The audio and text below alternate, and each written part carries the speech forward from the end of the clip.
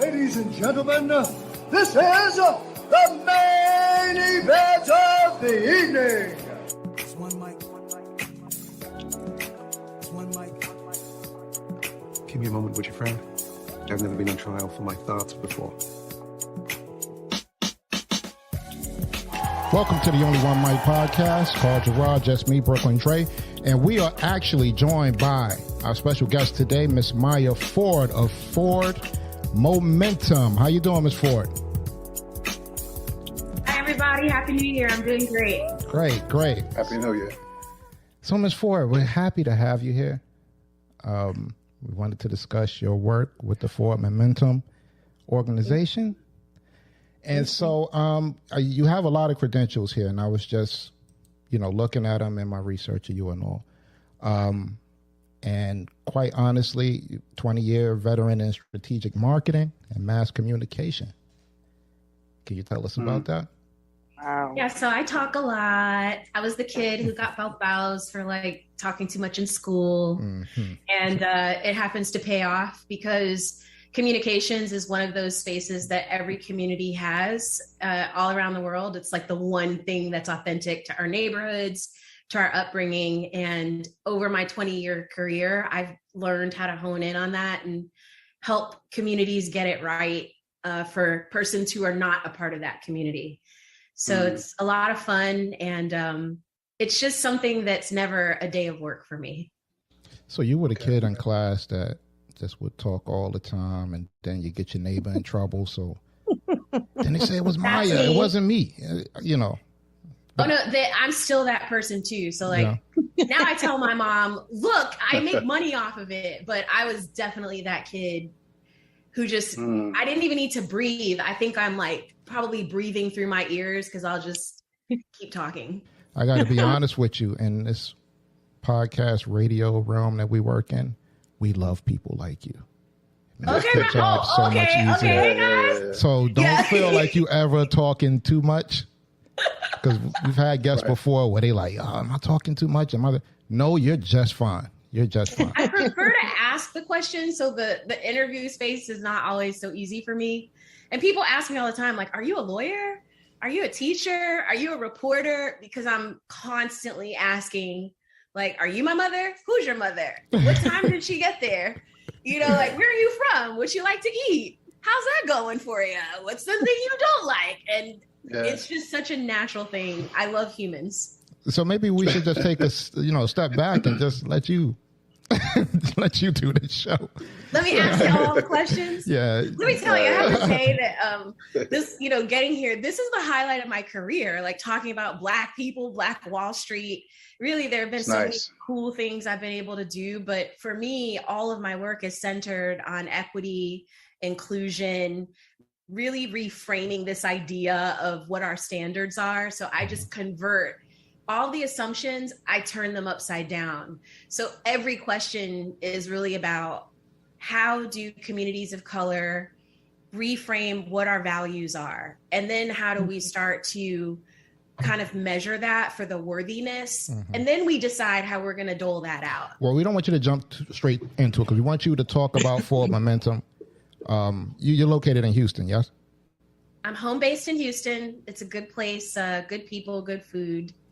Not so great in the weather department, but it's central to Latin America and then to all of the other U.S. cities and states. Born and raised there? A lot of great food there. A lot of great food. I was born and raised in the Tray. Y'all been to Third Ward? No. Yeah, we city kids. We don't know anything about that. Oh, yeah. So I always say Third Ward till I die. It's a neighborhood that is considered the Harlem of the South. So very empowering.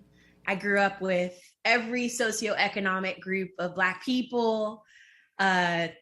Everybody kind of knew our names. I was part of a bike gang. And I moved, I lived away, went to school, came back to Third Ward to raise my kids, who are now adults. You're now adults. You have very grown kids. You couldn't tell from looking at you. I'm a grandmother. What? Oh, congratulations. Wow. Thank you. Wow. That's beautiful. Thanks. Wow. Okay. Yeah. So we're gonna jump right into Ford Momentum. Let's jump right into it. She looked like she's ready, y'all. You think we? I was just gonna say she's ready. All right. I'll get your social security numbers and your last names by the end of this. Don't you worry. Well, we're city kids. We taught not to talk too much. And you can't do too much with mine. But let's go ahead and jump right into it. So the big question is, what is Fordmomentum and how did you get started? So Fordmomentum is actually like this idea for me. My last name is Ford. That's NASA's last name that we carried forward. And, but it's a play on words in 4 words. So I have a lot of energy, but I'm able to project manage and get to the heart of communications. And there's a space where everyone has a complexity in their work or in their existence. And I liken it to the sonic boom. So it requires kinetic energy. To get heated, you have to go really fast. And there's a point in which you have to push through and break through. And that exists in everything we do. So in communications, my obsession, if you will, and my strength has been to get people to move, to get to that kinetic energy through their language, through their values, through, converting their ideas into something that they can practice. But pushing them through the point that's normally the space where we give up or we consider failure. So Fordmomentum is about nature and energy. And what I get to do is to be a witness to people. So I ask a lot of questions and it's just a reflection of whomever you are. And then if you'll allow me, and I'm really strong at guiding people to the next phase of accomplishing whatever that is. So we do a lot in innovation, but the space that I think that African Americans or persons who identify as Black in America need right now is this space of self-reflection for self-esteem. So we have it all and we've had it for a minute. But this time in where we are in the universe allows us some neat opportunities for disruption, and we just got to take it, So there's a lot of reasons that we don't. Trauma is the biggest, but Fordmomentum helps us get through that through reflection, through this concept of love, and identifying what love means to us. And then it helps businesses or governments actually get access to people like us. And that's a whole other kind of conversation. I just want to jump in real quick. So the way you're speaking, it sounds like, I just want to ask a question. Have you ever studied Six Sigma or Lean at all? Because it sounds like what you're about doing is streamlining the process. Am I correct? Right. Absolutely. So we don't take anything. We've innovated this sense of how we do it because especially Americans we're trained in an order of operations. So it's very easy to get us to kind of do this order of operations. Right. But for African Americans, we're not just looking to be a unit for production or consumption. We are seeking to be able to claim and own our own assets, and we get to control what that looks like. So it might look different. Lean is the order of operations, but what we do is we say, is that what you really want? And is that reflective of your values and your worth? And is that going to be the order of operations that makes you feel good about sustaining this? Okay. So why does our representation matter? In an easy way, in the United States, we always say if money talks, then the African American voice should be the only voice heard, because we're the largest consumer group in the nation, $1.3 trillion. Clearly, we are more than production and consumption, but just at the baseline of what white is right framework says, we should be heard more. And so the question then is, why are we not heard more? But then when you layer it, you're able to kind of dig deeper and recognize that oftentimes everything we do in the US is based on a white is right framework. And so we're doing it because those are the options that we've always had. But if you provide more options, we prove that we'll choose other options. So we just need more options in the market.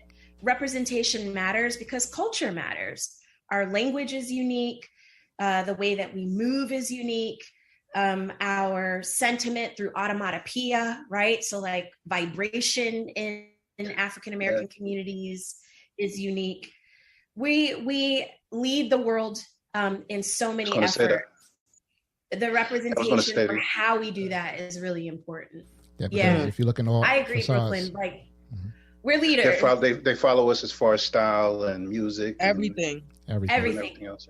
K-pop, colors, language, of course, Ave. So like African American vernacular English is just it's leading. Every television commercial you see has variations of like that sassiness or some element of swag. All of those elements are founded in African-American components. And so again, why then, if we're used in every space, why are we not in control of that? So the representation is not just about authenticity, but it's also about owning our assets, and we can do it. Now's the time. Yeah, definitely.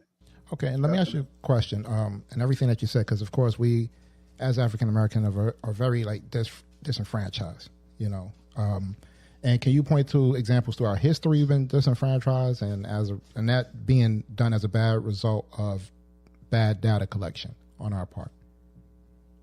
All the time. I mean, we can go as far back as the 60s, and Bell Hooks, who's a social anthropologist, and she recently passed away. She wrote a book called Rock My Soul, Black America and Self-Esteem.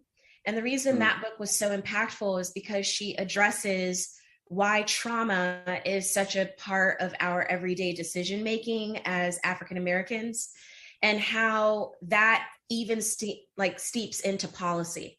So, for example, when in the 60s you had single Black women who were inquiring or looking for federal assistance or state assistance through the welfare system, right? Right. They would go so deep as to say, if you had a Black male in the home that was able to work, then, then that person, that mother with the children didn't need the assistance. And so those policies have sustained even till today. If, the data from that may not really, it implies that we are able and that we are not working the system properly, instead of digging deeper to actually authenticate whether or not the system works. That's right. And so we carry that with us. We say, oh, if I just made $1 million more, oh, if I just went to college, oh, it's always the just, right? We carry the trauma of our not reaching the American dream through our own data. Right. And that then is exploited to constantly sell us back elements for our own freedom. It's unjust. Right. And so it carries through today. Just yesterday, I got an email from Verizon for small business. And in it, there were 3 beautiful Black women who were offering like consultations for various elements to get my small business started up. But all of them were social factors. None of them actually gave us hard tools to actually convert it. So they're still coddling instead of just like, I don't need your self-esteem issues, like support. I need you to give me capital equitably. Right. So the data is constantly in that. It even goes so deep as to lupus is another good example. Yes. Lupus, many African-American women suffer from lupus, but none of the lupus trials have actually been tested on Black women. Yes, that's a fact. How do we get there? Yeah, right. Like the percentage of lupus patients are like so small for white women, but that's who it's consistently tested upon. So even the data there, I mean, I could go on and on and on, from economics to education to healthcare, even transportation. How are we creating transportation systems that are equitable for people of color? And then they determine, like, if we ride, buses or if we walk. And consistently, the issue for me, you guys, is that we're not asked. Yeah, it's just, I think it's all just a systemic racism too. Just a constant circle of systemic racism. Vicious cycle. Even down to real estate.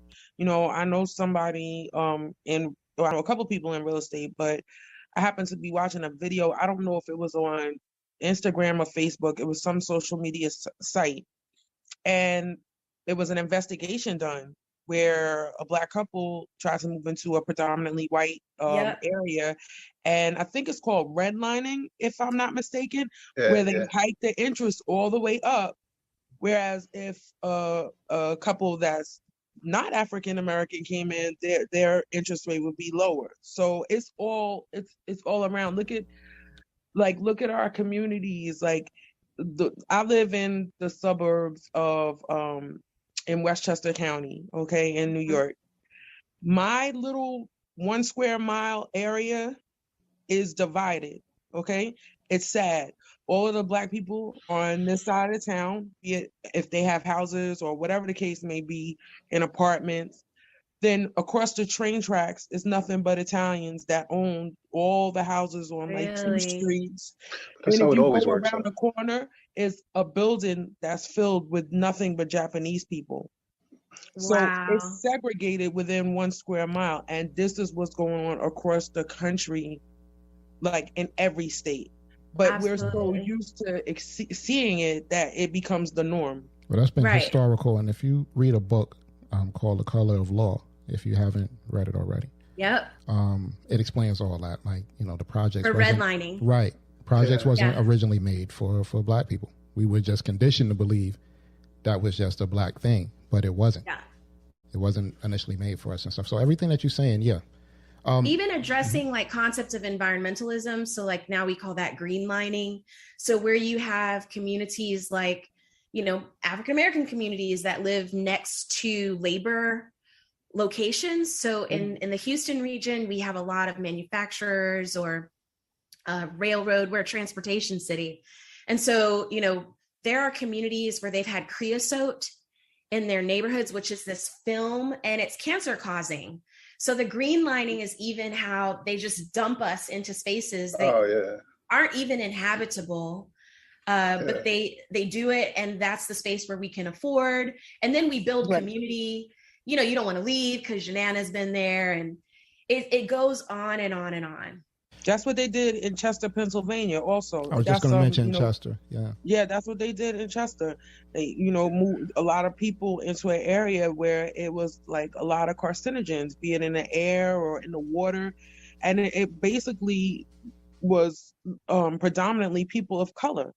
Mm-hmm. But remember, we talked about this the other week. I was saying in Chester, Pennsylvania, it was like at one time or another, it was like a prominent place for African-American people, where it's like poets. I think even Martin Luther King went to school in Chester. A lot of writers and singers, jazz musicians, man. And they were saying how, when it's, I guess the 60s or 70s, somewhere in there, things just went left. And now it's like one of the worst places in Pennsylvania right now. Yeah, there's so much crime, but that's the same thing happened in Danville, Virginia. It was it was good for very, very productive for Black people. And it was a lot of wealthy Black people, but a train crashed. And I think you can still see some of the remains in Danville, actually. I haven't been in quite a few years. It's really not my cup of tea, but shout out to everybody in Danville. But it's just a little slow for me, but in Danville, I think a train crashed or something, and then so many people were out of work. So then poverty hits when that happens, when you can't. And I think Delaware got a touch of that at one point when what was that out there? When Chrysler shut down? Yeah, Chrysler. Right. And there was a lot of very well-off Black people working for Chrysler who just now, boom, they don't have a job. Right. Yeah, economic shocks. We've seen that in COVID. We've seen, of course, the displacement of families, the displacement of how we navigate, for example, why are students at home, and they, in the beginning of COVID, they still didn't have internet at home. What? Right. Yeah, like what? Right. And of course it was our communities that happened to. And so Definitely. like, where are these companies getting the data to make these decisions in terms of who gets access and who doesn't? So these things, I mean, it's everywhere. The information that we leverage is consistently, it centers white is right thought, white is right values, and white is right safety and prosperity. It never centers inclusion. And one thing, I talk a lot about communities of color. I'm Panamanian, so I'm Hispanic, and I'm African American. My mom is multi-generational American, and my father's first gen American. I'm first gen American. And so it's not about excluding any population. We're not saying, we don't want to engage with anyone who's not Black, right? It's about inclusion for real. And the truth is that we've never practiced it. And so in order to do that, you have to completely deconstruct the system and rebuild something that's inclusive of all of us.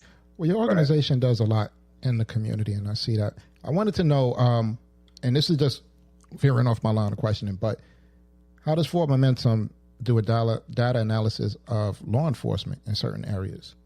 Like, no, I can see from the look on your face, Maya. That's a big ask, but like we all know that certain areas are patrolled better, have more of a presence of law enforcement in it, whereas you might have areas that, no matter what goes on there, that the cops might come around every now and again, or and then it gets deemed just as a bad area, not necessarily bad people in it, but bad area based upon the fact that the protection isn't there.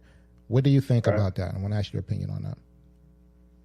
Well, the first question is, what have we done? And we haven't been hired to do any projects in law enforcement specifically, but all of our work does have an outcome of justice.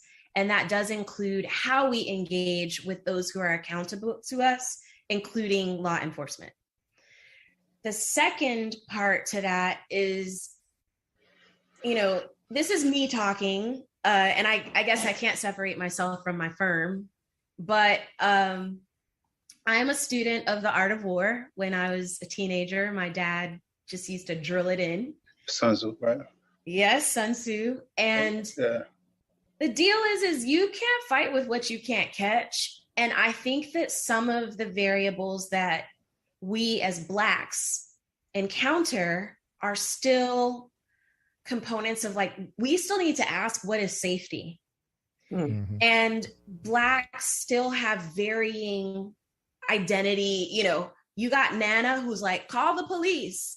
And then you have others of us who are like, I won't call the police ever in my life. Right. So we are not united as a culture with regards to how we engage with persons who are still supposed to be working for us. Right. And so I think that we get those mixed results. In my community, my neighborhood personally, we have persons who are police officers in families. And so we have a more peaceful, I would say, reputation and rapport with police.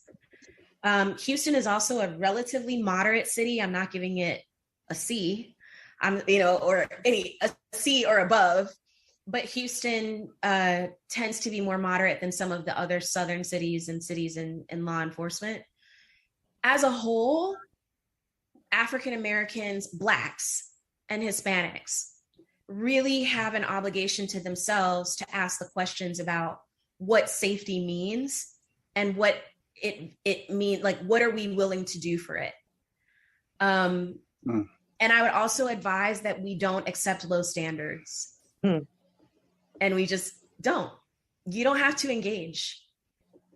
So this is also, I leave that space to the professionals. When we talk about data, I will also claim earnestly that it's ineffectual when you lack fidelity or integrity in data. Most police departments are not reporting. They're not forced to report.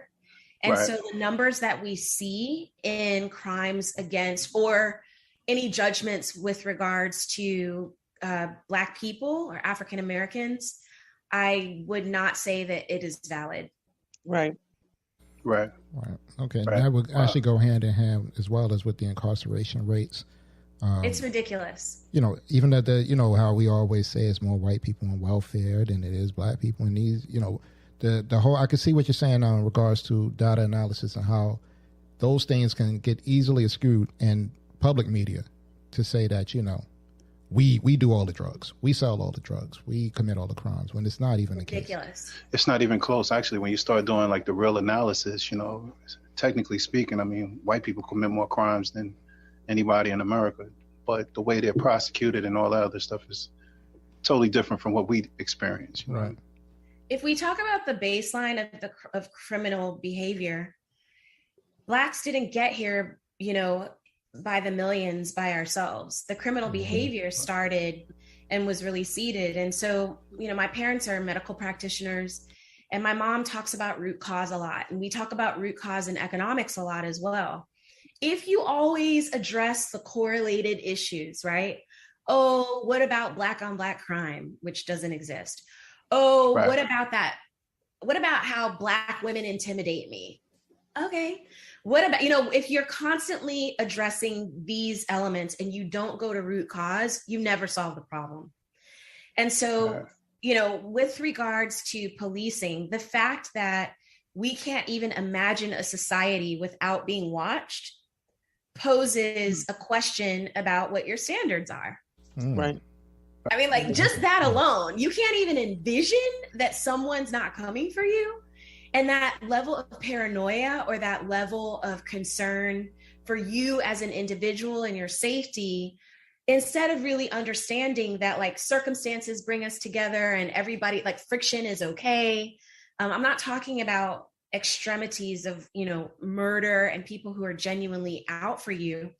But, we do see other societies that have the ability to kind of manage these elements without such Violence. just extreme violence. Yeah. So yeah, we're not the ones to be concerned about, right? Right. Let's talk about who started the real violence here. Right. Right. It's still Well, even when they say Black on Black crime, it's kind of crazy because we all know you kill where you live.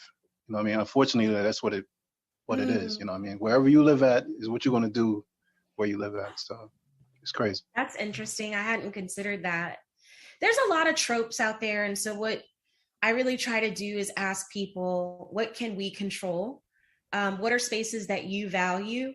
If you go for really, we say that everyone is divine. You were born and you were intended to be here. And no one gets to control that, right? It was your parents. And as far as I know, none of us have been incubated to the point that the movies. Right. So, our divine existence is not up for conversation. Therefore, we also believe that people have what they need when they're born. And the whole point is to keep you on this path, but you need support, right? So I'm not good at most things. I'm really terrible at most things. I'm good at 2 things. So I need support and all of the other things to manifest what's in my life. That's community. Right. That's socialization. Right. That's why I'm not there's not 5 humans, And so I think that we have an opportunity to step out and to reframe our thinking, to not be fear driven, but to be inspired by things that we know can be. And that's not saying that bad things won't happen or bad things don't happen to good people. It is saying that you can handle it differently when you are working with people that are within your values and help to see that you're divine, right? But us constantly dealing with people who don't even value us, why are we doing that? Right. So can I I kind of wanted to ask, so how big is your team? How many people do you work with in your organization? Right now we're 5. We just finished a huge 2-year project.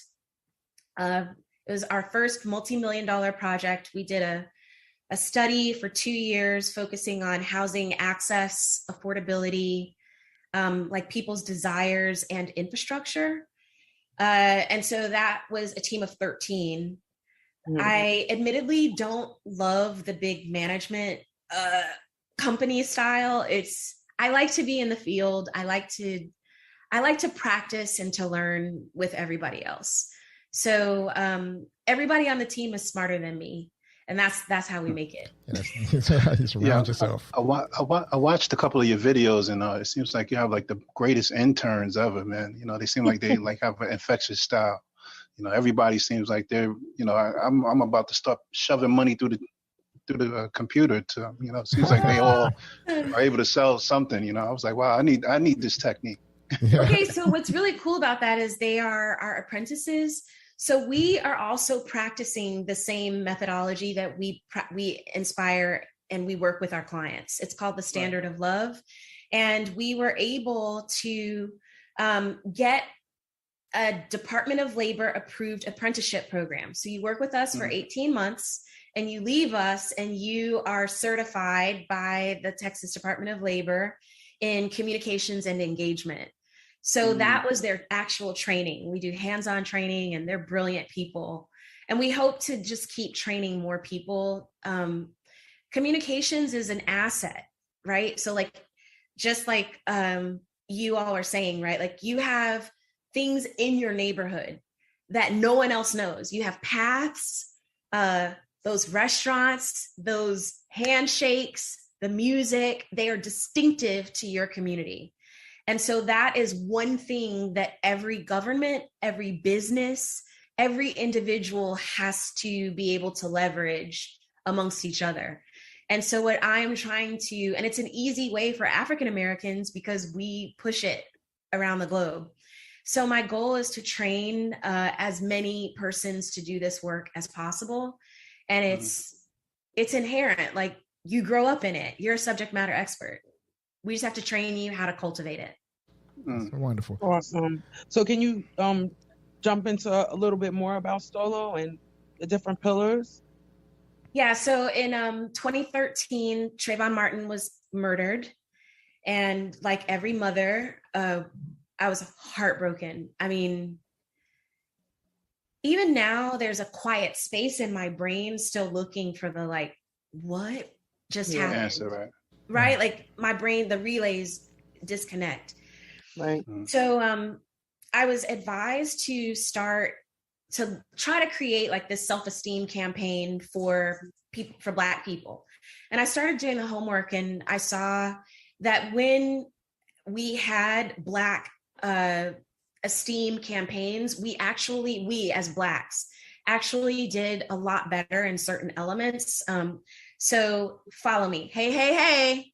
What's the end of that? Hey, hey, hey. Fat Albert. Fat Albert. Right. A mind is A terrible thing to waste. Uh-huh. Of course, if I played the Cosby theme, you would know that. Reading is fundamental. Right. These were all campaigns that ran between the 70s and 90s. And they were times when you had Black literacy that was at a very high point. So then I started thinking, so it's propaganda, right? And propaganda works. So I do some more homework and I'm reading Bell Hooks. Bell Hooks has the same layout, but we added economic power. So STOLO, or the Standard of Love, is based on 5 pillars. It's super easy. Anybody can do it. It's free. Don't cost you nothing. It's literacy, values, self-esteem, economic power, and justice. So the first part is you cannot change what you cannot name. So we encourage people to say, you ask the question about police, Carl. Well, why does it make you uncomfortable? What does safety mean for you? Does it mean that you're being watched? Like oftentimes, because we've never been asked, we don't tell, right? And also African Americans are a vibrational people. So like we can give off energy that will tell you our mood, what we want, what we're thinking. And so I don't have evidence, but I would ask how much percentage of like language do we use and compared to other cultures. And so after you name it, you have to give it value. How important is it to you? And how much is it worth? So for example, the majority of my clients are Black and brown because white anxiety is not worth money for me, right? So like I don't spend a lot of time in white centric spaces because it carries a lot of like noise and I'd just rather take a nap. So everything is not worth the dollar. I have other currencies at play. And then, it goes into self-esteem. Hey, y'all, really, this is pretty silly, but stop doing what makes you feel bad. Yo. It's not a silly concept at all. It's just some people don't grasp it.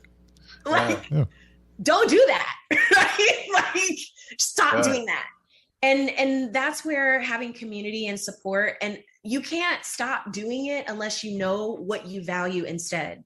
So anytime you have a bad habit and you're trying to replace it, you have to replace it with another habit. Another good habit. Not necessarily good. It just has to be different. Something different. Right. So we need more options, not less. And that's where self-esteem comes into play. When you change that, it will then, if you're doing it according to your values, it will reflect and you'll practice it more. So we see that after that, that builds also a form of currency for you. So for you all, podcasting is a form of currency. You get information, you're sharing all of these elements. We're seeing crypto assets and Black athletes. That is a whole currency that disrupts the white is right currency, right? It's a smart way to do it. It's volatile, but it's not any more volatile than we're already in. I'm in the game. It's a smart start. Nipsey Hussle was doing that for years above a long, year. He was light years ahead of other people in this. This is all standards. So he's reframing those standards, and then you get justice for yourself. So you don't have to be waiting for permission for fairness, for closure, for completion. Yeah, you don't have to have permission from someone else to do that. You were born with all that you need to do that on your own. So this process gives you a framework. The scientific method, it's like the scientific method, but for self-actualization. Right. So no one's judging your standards. It's not saying your standard is right or wrong or left or right. It's giving you the ability to articulate and communicate that for yourself. Wonderful. I like what you said there. You don't wait for your fairness for your. The reason why I say that is because now that it took a few people to get killed by the police and by sick individuals for us to have equity. Us to have conversations in the workplace. Us to have the uncomfortable talk. Uncomfortable. Yes. I had the pleasure of joining one of these equity meetings one time, and they asked me for my opinion. And I said, well, maybe it shouldn't have took for a man to get choked out in the middle of the street by a police officer for us to have this conversation when it's the same conversation you've been having for decades. But every time we have these those equity meetings, man, I feel like it's just like a a run around in a circle, man. Because even though we're saying some things, I know a lot of African American people don't feel comfortable with having those conversations in the office for some reason. I work at a bank, so most of the conversation is really fluff. What I mean? But at least, I guess, again, at the end of the day, at least we're having a conversation. I don't know. I mean, I don't disagree with your perspectives. I do think that, again, there's no African American that's the same. We're not a monolith. We're not all one thing. Right. And we come from, my best friend grew up in Colorado Springs. And one day I said, who's your favorite HBCU band? And she said, what's a HBCU? And I was like, I am dead. He's still my heart. Right. But she didn't grow up in a region with HBCU bands, Right. Okay. Shout out to TSU band, So we don't have this linear experience. And I think that it's really hard to explain trauma to people who haven't experienced it. And what those conversations of equity force us to do is to train our massa and to relive massa on how they're harming us. So in one sense, I feel like there's a whole litany of literacy out there for you all. You watch movies by other groups. You go do your homework. You do the reading. Every person of color shouldn't have that responsibility to like kind of like announce their Blackness and how they want to repair it. I really say, if you want real equity 100%. real quick, give me 1/3 of what you got. That shit'll just lock it down. Give me a third, right? Like that's one easy way. If you only got a third of your body, give me an arm, right? Because I mean, like it depends on the person. I'm someone who's more able to have these conversations in spaces and white spaces, or, that's what I do for a living, but we don't have to. It's like asking a rape victim to explain like what rape means for them, and we've never experienced it. And it doesn't mean that we need to really understand and experience it to say that rape is bad? Right.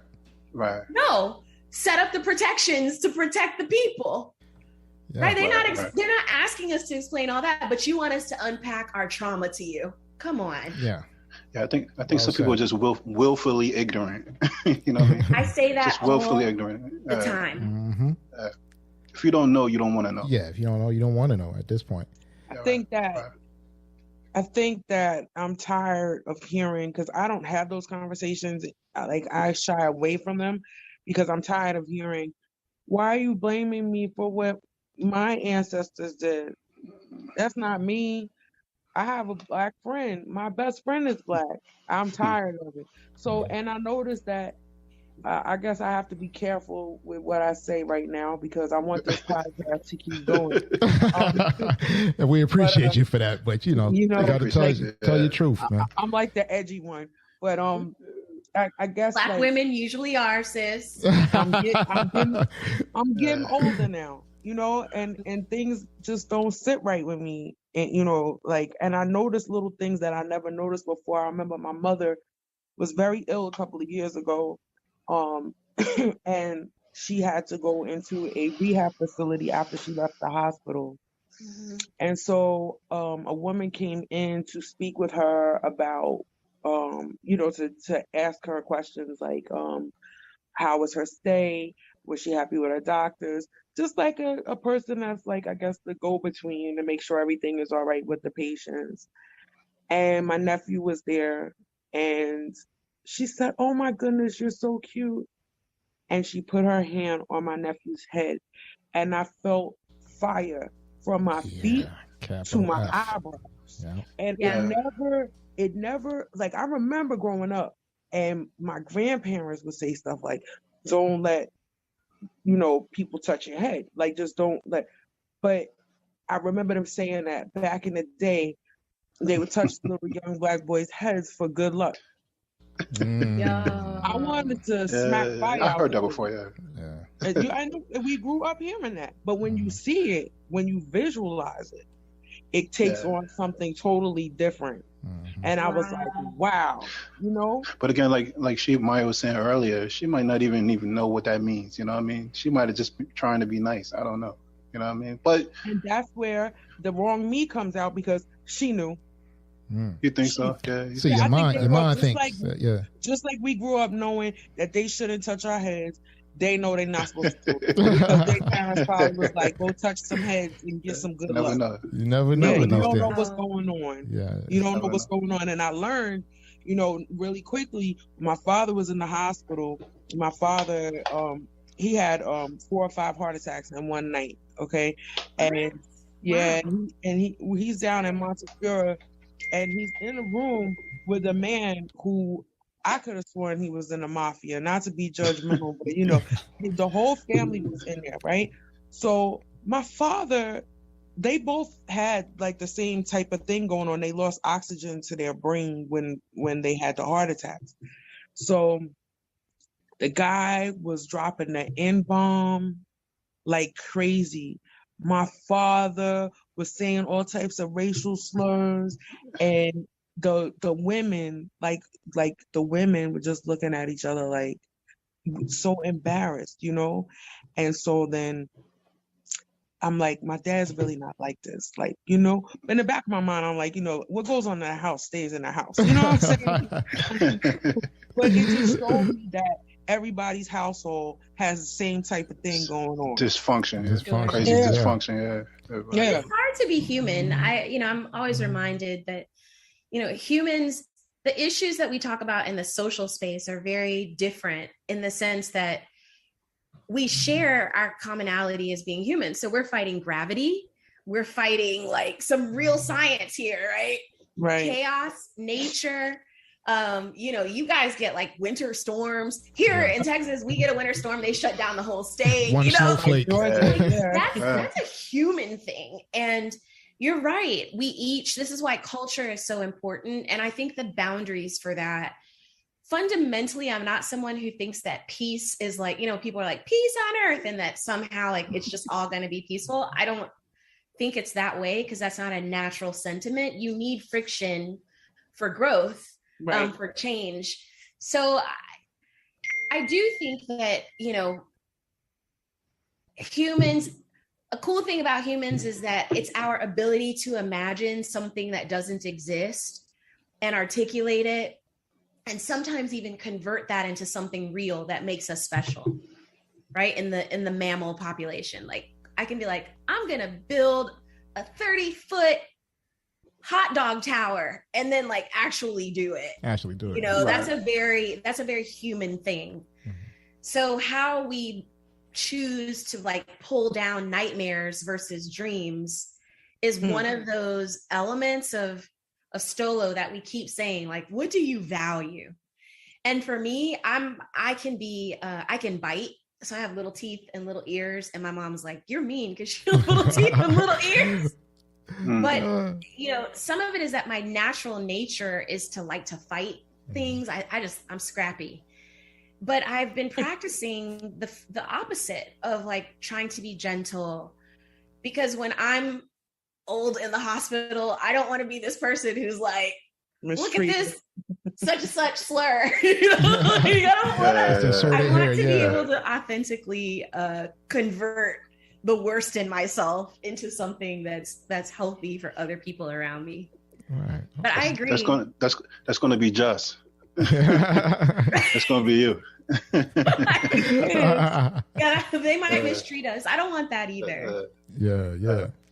All right, so before we get ready to close out, and believe me, I would like to stretch this on you. You're such a pleasant person. I think we all can agree on that. Oh, thanks. Yeah, so you always got a space here. How can people share and join in your mission? Thanks for asking. No problem. I love freedom, and I love freedom of thought, freedom of expression. Being someone who has gotten to travel to other places, I do see why the United States of America is a great country. We have so many variables accessible to us very easily that many other places still don't. Freedom of speech is one of those, freedom of ideas. We get really fast access to innovation and change and technology.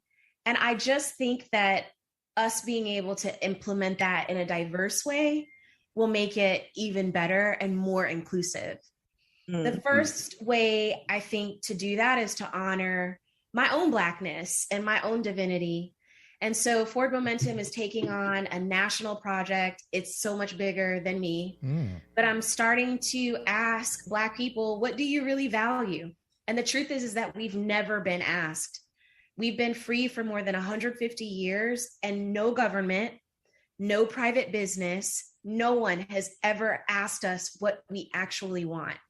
They have only given us options to choose from. So our generation is the generation to change that. And we're doing 25 by 25. So it'll be 25, a collection and the data analysis of 25 of Black America's top values. What are the things that are the most important to us by the year 2025? Wow. So it's massive. And right now it's a formal process. And so that's going through because it'll also be published.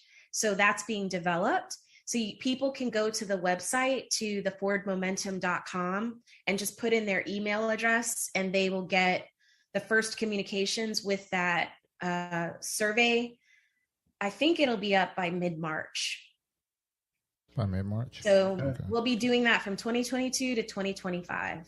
So we're asking, our goal is to get all 37 million Blacks to participate. You got to let us know how that goes, definitely. You know. Well, hi, you're going to do it. I know that's right. We got to be a part of the process. Trying to get, we got to get in. Yeah, we got to get it. Be a part of the process. He didn't get it. He didn't get it, Maya. No, you know, I got it. But, you know, he throwing me under the bus. I got it. I know, he's like, yeah, let me know how that goes. Excuse me. I don't mean to say it like that, Maya. You know what I mean? I'm all in. Yeah, we in it, but you know, you got access to the data. The cool thing, no, really, it's because the cool thing is that it will also be linked to a data visualization module. So you'll be able to see month by month what we're saying. Okay. So for the next 3 years. So it's not just that, and that's what happens too. People ask us what they want from us. They ask us for our opinions, and then they ignore us. This is giving us immediate feedback to say, yeah, but we don't even value that. Why are we doing that? Right. And I think it's going to be interesting. I think it's going to bring a lot of surprises. Like, to be honest, y'all, I think that a lot of Blacks are still valuing white supremacy. I wish it were different, but I think that's trauma. It's economics. It's what we were told, how we were told, right? Some of it's generational curse too. It's never been broken. Eso. Exactamente, right? Yep. So I think it's not going to be as as we would like, but it's a stepping stone because we just got here. So that's how people can support. And of course, if anybody has projects that they need, we're open for hire. And I prefer to work with people in your community. So it would be like myself. We always try to bring one of us into your space and hire locals. So we're not just, it's called extractive economy. We're not coming into your space and taking the dollars out. We're coming to your space, being paid fairly, and leaving knowledge for you to continue to make that sustainable in your community. That's wonderful. That's wonderful. All right. So, anybody? Y'all had, I thought I was cutting somebody off. No, y'all good. Okay. No, she answered everything. Answered everything. Beautiful. Yes. All right. Y'all come see me, or I'll come visit y'all. I love to travel. COVID. I mean, we got to be safe right now. Chaos. But. Yeah. We not out the woods yet. Not yet. Yeah, we're not out the woods yet. I was kind of afraid to go to Houston, but now that you speak so highly of it, not because I watched the first 48. They get it popping. But now that you speak so highly of it, I have to come check it out. You're always welcome to come here. I live in the best hood in the city, and I'm never scared of my people. We are an amazing, beautiful people. We are. But always welcoming here. She live in Yonkers, New York. Yonkers, New York, and she worried about coming to Houston. No, I mean, it's a different type of crazy. When you see your own crazy, you know what I'm saying? I might get out there and be like, okay, why has everybody got a gun on their hip? Like, what's up? We're not that bad, but not bad. But it is. Texas is it's all those things and then some, but not my hood. And then also, like, my cousin, when I come to the city, when I come to New York City, I'm the we speak in Texas. So we're always like, hey, y'all, good morning, good afternoon. Hey, brother. Like, we talk. So when I get on the train, he's like, are you trying to get killed? Because I speak to everybody. Good morning. Oh, excuse me, sir. Oh, how are you today? Yeah, you might want to start doing that, Maya. They don't know. That's a part of that's a part of my culture and my job. That's a part of my culture. Like, it threw me off working there. I work for MGM in Yonkers and in workforce management, and it threw me off working there because I have to walk the basement. Like, I have to walk a long way. I have to walk the property, you know what I mean, to get to my office and to go through security. And everybody you pass is like, good morning, good morning. And I remember, like, the first day I was like, oh, wow, all these people are so happy. But, it's part of it's not every New Yorker doesn't say good morning. A lot of people speak more so now since 9/11. They haven't been in New York since they were little kids, so they forgot. Listen, here's the thing. Here's the thing. Don't do that, man. Yeah, don't do that. Play somebody. I'm definitely wishing you New Yorkers safety and many blessings. And just, I mean, thank you for your beautiful work. Honestly, this is the highlight of my career. I told Mom, I was like, Mommy, I'm gonna be on Black Wall Street. I'm good now. I'm good. This is the mountaintop. That's it. Right? That's what's up. That's All what's right. up. Thank you. Thank you for your time. So, everybody, Miss Maya Ford, can you tell us where we can reach you? Your social media, websites, throw it all out there. I'm a little too human for social media, but you can go to thefordmomentum.com. Thefordmomentum.com. Okay. And we're always here to talk to y'all. Wonderful. And we love y'all, Black people. Yes. And everybody. And everybody. And everybody. All right. Love you too. Yep. And the Only One Mic podcast is available on all major platforms that you stream your pods on. Please don't forget to rate the show and subscribe. Smash it to likes. Smash it to likes. Also, if you'd like to get in contact with the Only One Mic podcast, you can reach us via Instagram and Twitter at the Only One Mic P1, Facebook and LinkedIn at the Only One Mic podcast. Reach out to us directly via email at theonlyonemic00@gmail.com. We are also on YouTube now at One Mic Podcast, just One Mic Podcast. All right, and once again, my Ford. Beautiful as always. Okay. Appreciate you all. All right. Thank you for making space. Speak your truth quietly and clearly and listen to others, even the dull and the ignorant, because they too have their story to tell. Maya, I have always incorporated this into the show, and this is a perfect time to do this for this particular conversation. She laughing already. I never had to run from the Ku Klux Klan, and I shouldn't have to run from a black man. All right? With that being said, peace. Peace. Peace.